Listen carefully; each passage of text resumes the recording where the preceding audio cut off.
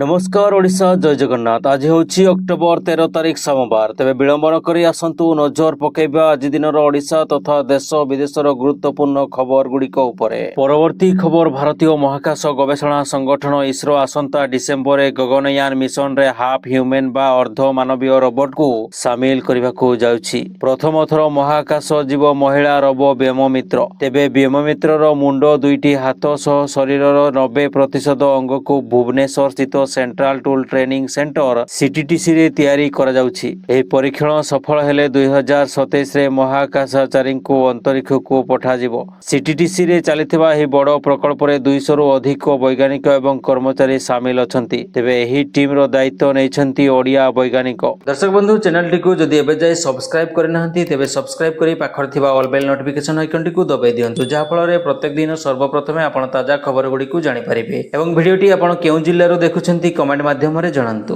परवर्ती खबर पश्चिम बंग रे ओडिया डाक्तरी छात्री गण दुष्कर्मर शिकार हेबा समस्तंकु स्तब्ध कर दैछि। बारंबार एभଳି अमानसिक कांड घटुथबारो तातिछंती जनता। पीड़ितांकु न्याय दाबी रे विभिन्न संगठन आंदोलन को ओह्लाइछंती। कलिकता रो भुवनेश्वर पर्यंत एही प्रसंग को नै बढ़ुछि आक्रोश। ओडिया डाक्तरी छात्रींकु गण दुष्कर्म घटना को नै बढ़ुछि आक्रोश। पीड़ितांकु न्याय देबा दाबी रे आंदोलन को ओह्लाइछंती डाक्तरी छात्र। राजनैतिक दल विभिन्न सामाजिक संगठन भी प्रतिवाद करिसेंती। पश्चिमबंगर सरकार राज्य रे महिला को सुरक्षा देबारे विफल बोली अभियोग आनिसेंती। ओडिया झियो दुष्कर्म घटना को नै महिला कमिशन अध्यक्षा पश्चिमबंग सरकार उपरे वर्षिसेंती। पीड़ितांको सह कथा हेबा सह तुरंत न्याय देबाको दाबी करिसेंती। अन्यपटे एही घटना परे चिंकी उठिसेंती ममता बानर्जी। घटना को नै दुख प्रकाश करिथिले भी अजब जुक्ति बाढिसेंती। ममता कहिसेंती राति 12:30 परे मेडिकल छात्री जनक काहींकी बाहर को बाहर थिले। से एक घरोई मेडिकल कॉलेज रे पढुथिले।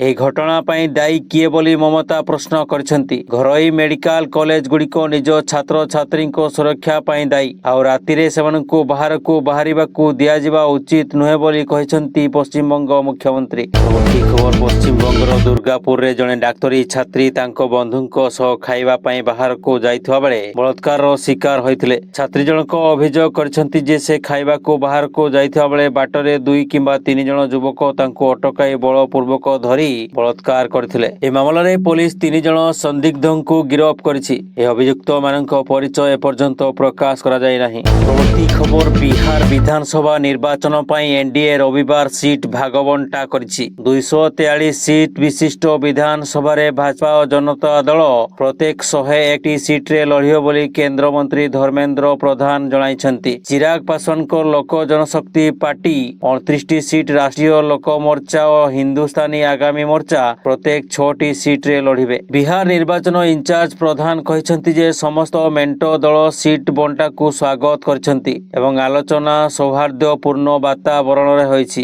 परवर्ती खबर भुवनेश्वर सांसद तथा भाजपा नेत्री अपराजिता षडंगी शनिवार विरोधी दल नेता नवीन पट्टनायक को तांको बासभवन नवीन निवास रे भेटिचंती। ए भेटा को अपराजिता सुंदर भेटा बोली वर्णना करी सोशल मीडिया रे पोस्ट करछंती। से नवीन को प्रणाम करी तांको स्वास्थ्य कथा पचारी आशीर्वाद नैछंती। अपराजिता सोशल मीडिया रे लिखछंती आज मान्यवर विरोधी दल नेता नवीन पट्टनायक को भेटिली, प्रणाम करी तांको स्वास्थ्य विषय रे पचारली। से अतीतर अनेक घटना को बहुत स्नेह रे मने पकाइथिले। आमे कथा हेलो हसिलु, तांको आशीर्वाद नेली। सतरे सुंदर भेटा थिला। एही भेट को राजनैतिक महल रे आग्रहर सह देखा जाउची, जहा दलीय सीमा अतिक्रम करी व्यक्तिगत संपर्क को दर्शाउची। सूत्र अनुसार आगामी किछि दिन परे अपराजितांको झियो बाहागर थिबारु से निमंत्रण करिबाकू जाइथिबा कुहा जाउची। ए समय तांको सह स्वामी संतोष षडंगी मध्य उपस्थित थिले। या पूर्वरु से मुख्यमंत्री मोहन चरण माझींको बासभवन को जाई मध्य साक्षात करथिले एवं राज्यपाल हरिबाबू कुंभम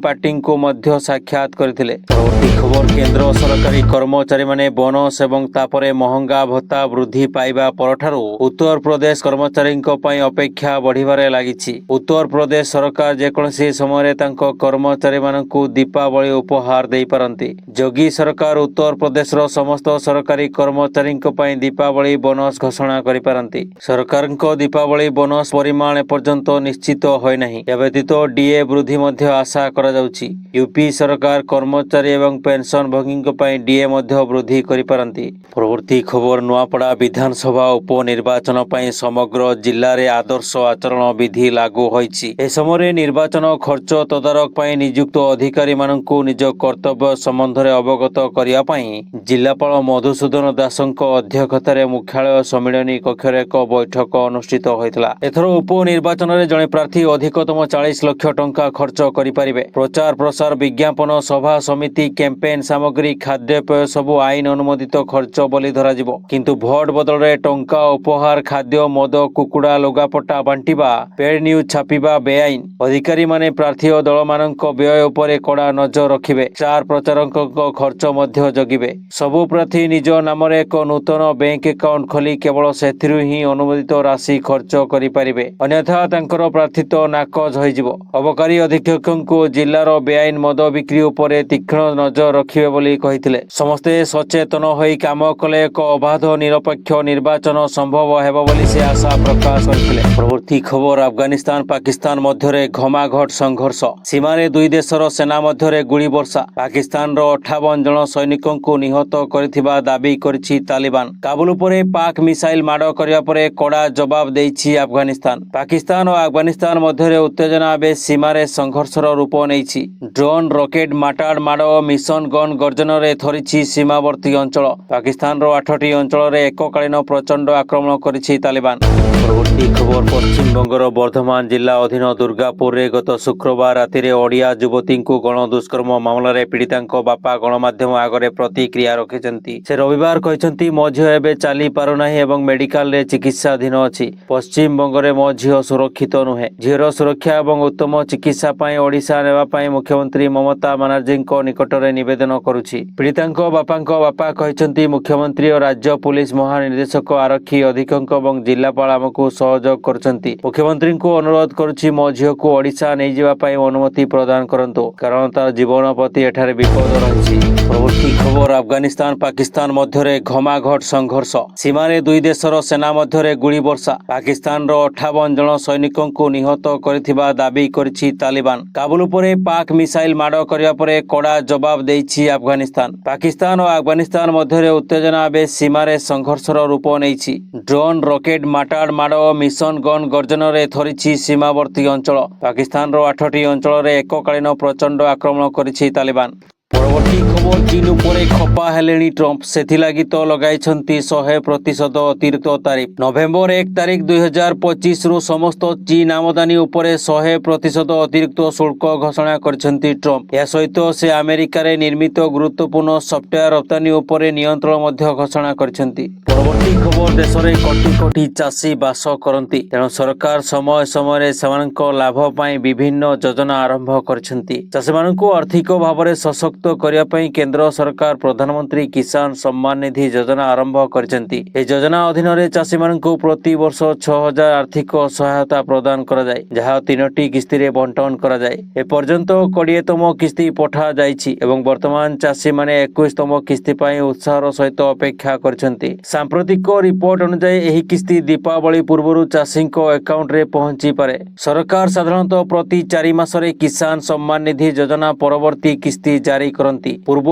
20तम किस्ती अगस्त मासरे जारी करा जायतिला तेणु 21तम किस्ती नवेम्बर पाखापाखी मिली पारे। वर्तमान दीपावली अक्टोबर रे पड़ुथिबारु सरकार चासी मानकु दीपावली उपहार भाबरे 21तम किस्ती जारी करि पारंती बोली कल्पना जल्पना करा जाउछि। तेणु आशा करा जाउछि जे परवर्ती किस्ती दीपावली पूर्वरु अर्थात अक्टोबर शेष किंबा नवेम्बर आरंभ रे अकाउंट को आसी पारे। तथापि सरकारी तारीख एपर्यंत घोषणा करा जाय नाही। सरकारी घोषणा परे ही तारीख जणा पड़िबो। পরবর্তী খবর ওড়িশা সীমান্ত পশ্চিমবঙ্গ দীঘা উপকূল গভীর সমুদ্রে মৎস্যজীবীଙ୍କ জালরে ধরা পড়িছি লবেটি বিরল প্রজাতির তেলিয়া নামিত শিଳା মাছ। দীঘা ମୁହାଣ আন্তর্জাতিক মাছ মার্কেটକୁ রবিবার সকালে এই মাছ নিলাম পাই আসিଥିଲା। এই তেলিয়া মাছ প্রত্যেক ওজন 30 কেজিরু 35 কেজি পর্যন্ত হইଥିବା ବେଳେ মাছ কেজি প্রতি 13,500 টঙ্কারে নিলাম ডাক হই শেষরে 1 কোটি পর্যন্ত কলিকতার এক কোম্পানি কিনিଥିବା সূচনা মিଳିଛି। এই মাছর ব্লডরে দামি ঔষধ এবং এক প্রকার সূতা বাহারুଥିବାରୁ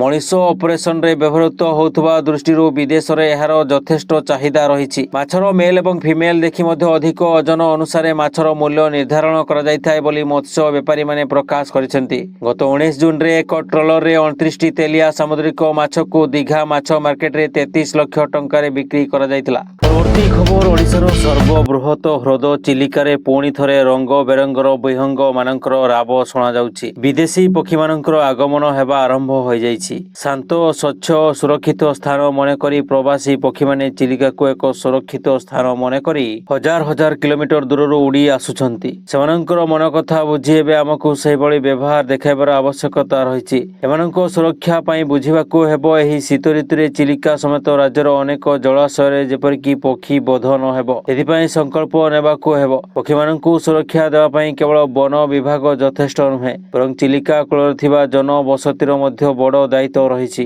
ପରବର୍ତ୍ତୀ ଖବର ଆଲୁମିନିୟମ କେନ୍ର ଘର ଅଭାବର ସମ୍ମୁଖୀନ ହେଉଥିବା ଘରୋଇ ବିୟର ଶିଳ୍ପ ବିଦେଶରୁ ନିରବିଚ୍ଛିନ୍ନ ଯୋଗାଣ ସୁନିଶ୍ଚିତ କରିବା ପାଇଁ ଗୁଣବତ୍ତା ନିୟନ୍ତ୍ରଣ ମାନଦଣ୍ଡ QCOରେ ସ୍ୱଳ୍ପକାଳୀନ ନିୟାମକ ଛାଡ଼ ପ୍ରଦାନ କରିବାକୁ ସରକାରଙ୍କୁ ଅନୁରୋଧ କରିଛି। ବ୍ରୁଅର୍ସ ଆସୋସିଏସନ ଅଫ୍ ଇଣ୍ଡିଆ BAI ଅନୁଯାୟୀ ବିୟର ଶିଳ୍ପ ବାର୍ଷିକ 120ରୁ 130 ନିୟୁତ ୟୁନିଟ୍ 500 ମିଲି କେନ୍ର ଅଭାବର ସମ୍ମୁଖୀନ ହେଉଛି, ଯାହା ଦେଶର ମୋଟ ବିୟର ବିକ୍ରୟର ପ୍ରାୟ 20%। ଏହାଦ୍ୱାରା ସରକାରୀ ରାଜସ୍ୱରେ ପ୍ରାୟ 1300 କୋଟି କ୍ଷତି ହେବ ବୋଲି ଆକଳନ କରାଯାଇଛି। ପ୍ରମୁଖ ଆଲୁମିନିୟମ କେନ୍ ଯୋଗାଣକାରୀ ବୋଲ ବେଭରେଜ ପ୍ୟାକେଜିଂ ଇଣ୍ଡିଆ ଏବଂ କେନ୍ ପେକ୍ ଇଣ୍ଡିଆ ଭାରତରେ ସେମାନଙ୍କର ଉତ୍ପାଦନ ସୁବିଧାରେ ସର୍ବାଧିକ ଘରୋଇ କ୍ଷମତାରେ ପହଞ୍ଚି ସାରିଛନ୍ତି। ଏହି କମ୍ପାନୀଗୁଡ଼ିକ କହିଛନ୍ତି ଯେ ନୂତନ ଉତ୍ପାଦନ ଲାଇନ୍ ଯୋଡ଼ା ନଗଲେ ସେମାନେ ଅତି କମରେ 6ରୁ 12 ମାସ ପାଇଁ ଯୋଗାଣ ବୃଦ୍ଧି କରିପାରିବେ ନାହିଁ। ପରବର୍ତ୍ତୀ ଖବର ଫିଲ୍ମଫେୟାର ଆୱାର୍ଡ 70ତମ ସଂସ୍କରଣ ଗୁଜରାଟରେ ଅନୁଷ୍ଠିତ ହୋଇଥିଲା, ଯେଉଁଠାରେ ପ୍ରଶଂସକମାନେ ରଙ୍ଗୀନ କାର୍ଯ୍ୟକ୍ରମର ମଜା ନେଉଥିଲେ। ତାରକାଙ୍କୁ ସେମାନଙ୍କର ଶ୍ରେଷ୍ଠ ପ୍ରଦର୍ଶନ ପାଇଁ ପୁରସ୍କାର ସହିତ ସମ୍ମାନିତ କରାଯାଇଥିଲା। ପ୍ରଖ୍ୟାତ ଚଳଚ୍ଚିତ୍ର ନିର୍ଦ୍ଦେଶକ ଶ୍ୟାମ ବେନେଗଲଙ୍କୁ ଜୀବନବ୍ୟାପୀ ସାଧନା ପୁରସ୍କାରରେ ସମ୍ମାନିତ କରାଯାଇଥିଲା। ଅଭିଷେକ ବଚ୍ଚନ ଶ୍ରେଷ୍ଠ ଅଭିନେତା ପୁରସ୍କାର ପାଇଥିବା ବେଳେ ଆଲିଆ ଭଟ୍ଟଙ୍କୁ ଶ୍ରେଷ୍ଠ ଅଭିନେତ୍ରୀ ପୁରସ୍କାରରେ ସମ୍ମାନିତ କରାଯାଇଥିଲା। ପରବର୍ତ୍ତୀ ଖବର ଚୀନ ଉପରେ ଖପା ହେଲେଣି ଟ୍ରମ୍ପ, ସେଥିଲାଗି ତ ଲଗାଇଛନ୍ତି 100% ଅତିରିକ୍ତ ତାରିଫ। ନଭେମ୍ବର 1 ତାରିଖ 2025ରୁ ସମସ୍ତ ଚୀନ ଆମଦାନୀ ଉପରେ 100% ଅତିରିକ୍ତ ଶୁଳ୍କ ଘୋଷଣା କରିଛନ୍ତି ଟ୍ରମ୍ପ। ଏହା ସହିତ ସେ ଆମେରିକାରେ ନିର୍ମିତ ଗୁରୁତ୍ୱପୂର୍ଣ୍ଣ ସଫ୍ଟୱେୟାର ରପ୍ତାନୀ ଉପରେ ନିୟନ୍ତ୍ରଣ ମଧ୍ୟ ଘୋଷଣା କରିଛନ୍ତି।